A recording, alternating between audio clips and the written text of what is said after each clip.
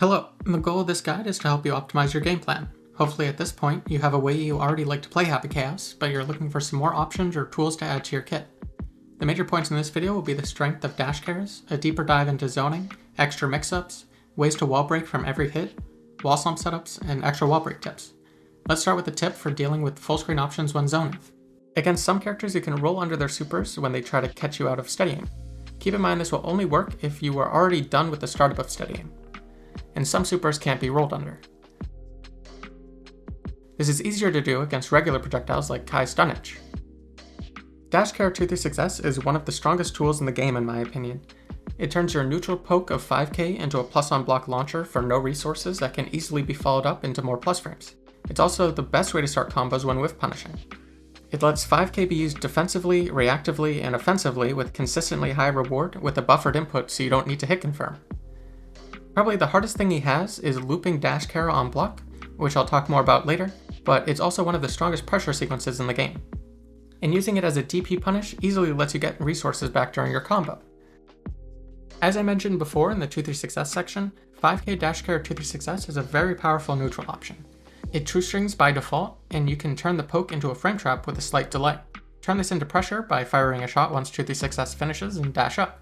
Make sure to mix up moving forwards and backwards to either catch them out of their dash blocks or force them to whiff and then punish. As long as they don't have their burst, every one of these that hits should lead to a wall break or a quick high-low throw option. But mixing this in with 2Ks is even more potent.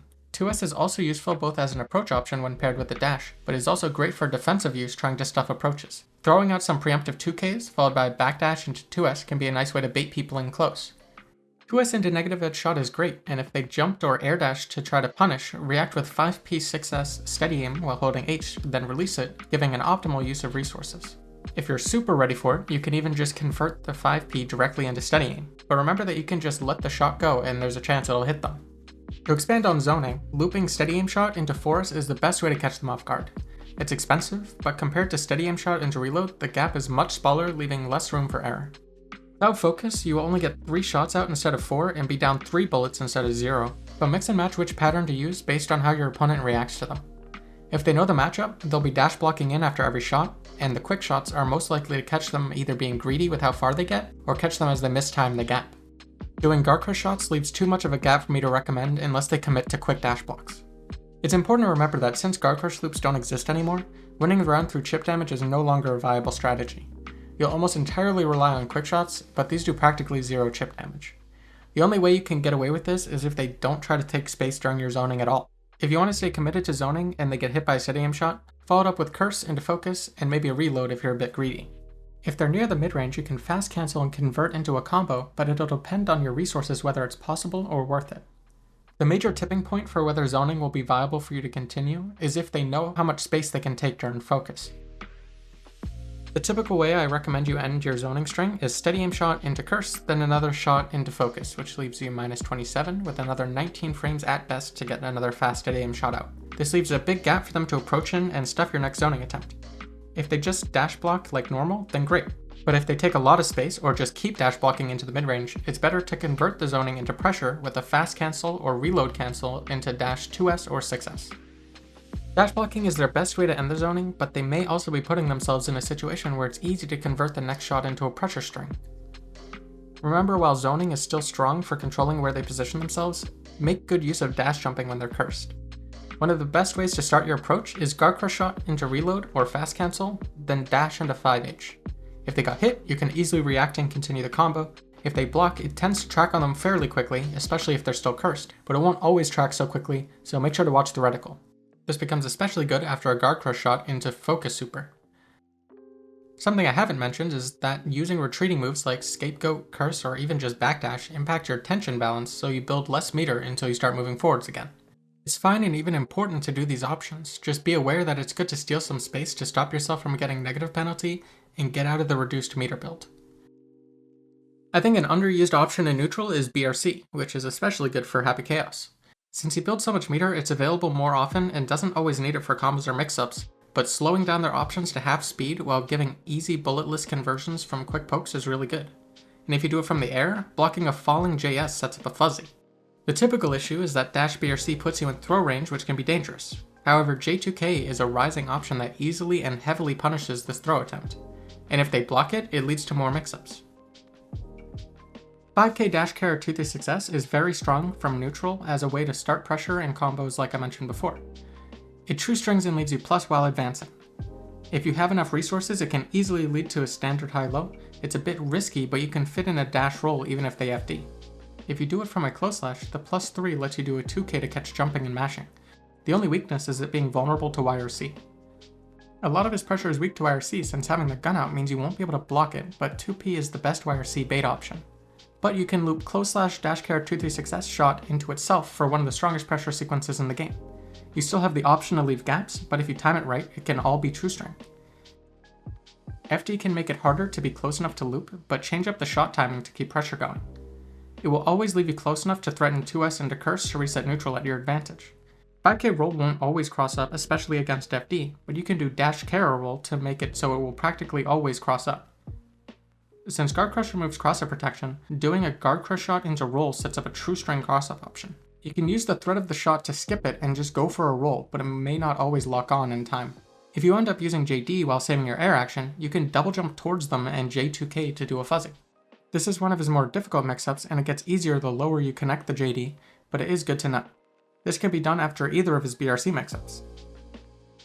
From Tap Dust, fast up RC into JS while also fuzzy, giving you a double overhead starting from the ground.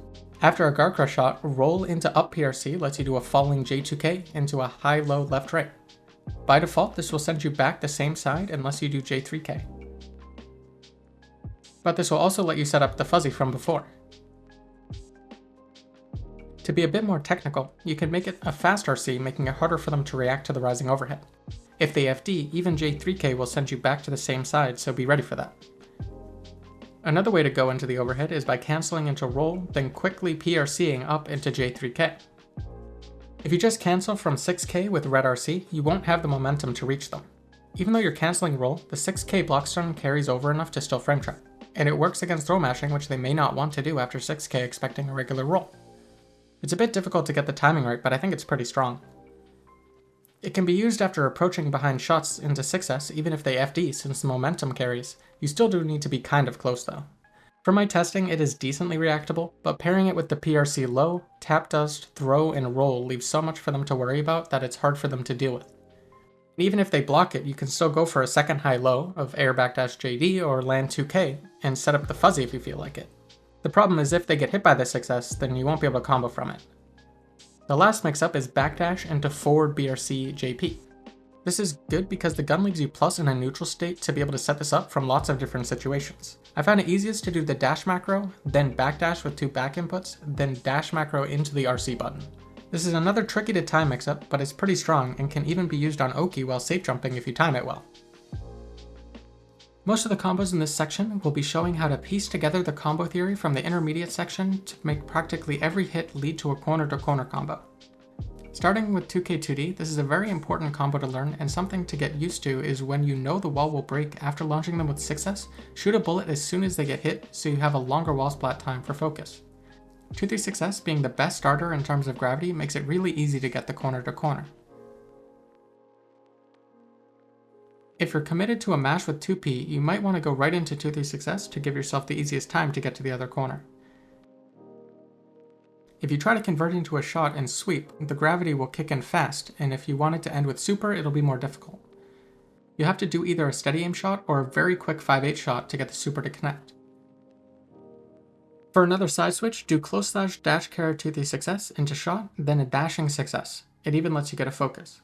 5K and close slash dash carry 2-3-6S are great starters, leaving you lots of gravity to work with. It's best to try to do close slash dash carry 2-3-6S after a roll mix-up to make up for the gravity scaling of starting with the shot, but it will take a good amount of practice. From a triple JP, you can get a corner to corner, but there isn't much room for variations, so stick to this route. When starting from jump-ins, it's best to route into dash carry 2-3-6S if you want a wall break. For the IED BRC mix-up, 2D into Guard Crush shot lets you dash under and get a near corner to corner depending on where you did the mix-up. From the overhead using J3K, you can switch sides and convert with JD and easily make it to the other corner. Scaling does kick in quickly for these long combos, but you will build a good amount of meter back. When pressuring them in the corner, back throw into fast PRC steady aim to save some meter while OTGing with a guard crush shot into corner to corner.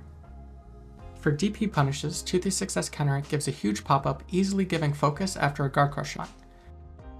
For more damage, use the close slash into J3K loop from the intermediate section. And if you're close to the corner, you can do the cross-up route, confirming with JD to give yourself more space to combo before the wall break. Counter hit close slash into dash carry 236S gives you more than enough time to dash under 2. Counter hit far slash can do this too from further than you may expect. When going for a mix-up with J2K, it's generally best to use a bullet to confirm. When going for wall break, the difference between 6S and a guard crush shot is 2 damage, so only use the guard crush shot when you can't super and you're likely to kill with the wall break. Charge dust does do that 1 damage difference, so if you can do it, go for it, but when getting resources back you likely won't have time. For short combos like roll shot into 6S, there's enough gravity to let super combo from it. You can do this to wall break faster if you're scared they may try to burst, or if you're low on resources. The damage isn't too different, but you'll miss out on meter and concentration. A strong way to wall break is by doing 6S into curse, then a delayed shot to splat giving time to focus and super too. This takes awareness of how close the wall is to breaking, which comes with time. But when in doubt, any shot that splats should go into focus, then super when possible. Combos like this give you all your resources back, and it is actually better to hit the super further from the wall since it gives the opponent less meter, though it's not a big difference. Wrapping combos up, doing combos into 236S, let you build resources in the corner and continue them, either reloading a bullet for when you don't have any, or fitting in a focus so you can get cursed too. For throw, another safe jump option is dash IED JS. If you IED into nothing and shoot a bullet right about when you land and they blocked standing, then it opens up a rising J2K fuzzy. This is pretty difficult to get consistently, especially if you're trying to get it when they're likely to still be blocking high from the IED. I'll just say the shot needs to be later than you think. And there's no guarantee the reticle will have locked on in time, so it's better when they're cursed. If you did the shot too early, then they'll be able to duck under it. Another Oki option in the corner is close slash dash carry reload. This lets you set up an extra close slash meaty that leaves you +3. From the throw Oki, micro walk back IED J2K does same side, but you can also get a cross up with JD. When getting close to the corner and you don't want a wall break, 5k dash carry focus can easily leave you plus enough to get Oki, but it's a bit spacing specific. When you're extra low on resources, you can red RC and focus then reload and still be more than plus enough to keep going. This will be useful for when you run through a lot of resources and can't convert the next hit without running out of concentration. Some more safe jumps, ending with a guard crush shot into 4S lets you run up and jump past them for a meaty jump in. Doing 2 steady aim shots will pop them up enough that you'll stay same side. These can safe jump, but since they're manually timed, it'll take some practice. If they don't have a reversal, then you don't need to worry about putting the gun away, but it'll let you regen a low concentration, so it's generally a good habit. From good starters like 5k dash carry 236S, you can end with a guard crush shot into focus and get a safe jump. Here's a safe jump from a 2k 2D starter ending with 236S. For these safe jumps that cross up, including 2D reload, they let you do the fuzzy from earlier. Like before, when they're cursed, roll becomes a threat even on Oki, but something to really throw them off is 2k 2D roll, OTG shot into dash roll for another cross-up. For wall slumping, if you splat with a normal, focus, backdash ID JS safe jumps. Another option is to focus, then reload into a dash close slash meaty. Even reloading 3 bullets will leave you 2+, so depending on the bullets, adjust your delay on the close slash. If you splat with a shot, focus, reload 1 bullet into jump forward falling JS safe jumps. With JK can help with the timing. Same as normal splatting, focus, reload into dash close slash will meaty. After doing a mix-up you may be spaced out a bit, so make sure to not be too greedy on the reloads. And after wall slumping you can easily set up the standard high-low again where if they get hit by anything it leads to another slump. When doing tap dust, make sure to delay so they don't get splatted in the air avoiding the slump. For super wall breaks, IED FD JS into close slash dash carry 236S pressure is my go-to practically every wall break I get. This lets you easily and quickly build enough meter to run the BRC mix-up that not only can lead to a second mix-up, but on hit leads to the same situation. You can keep the pressure going a little longer to build more meter, but remember that meter penalty duration drops by 90% during positive bonus, so try to do the BRC before it ends. And that wraps up everything I wanted to talk about. Like I said before, to be a good Happy Chaos player, you don't need to know anywhere near everything in these videos, and his potential goes even further than everything I put in here. But hopefully you were able to find parts that were useful for you and helped you improve. Thank you for watching.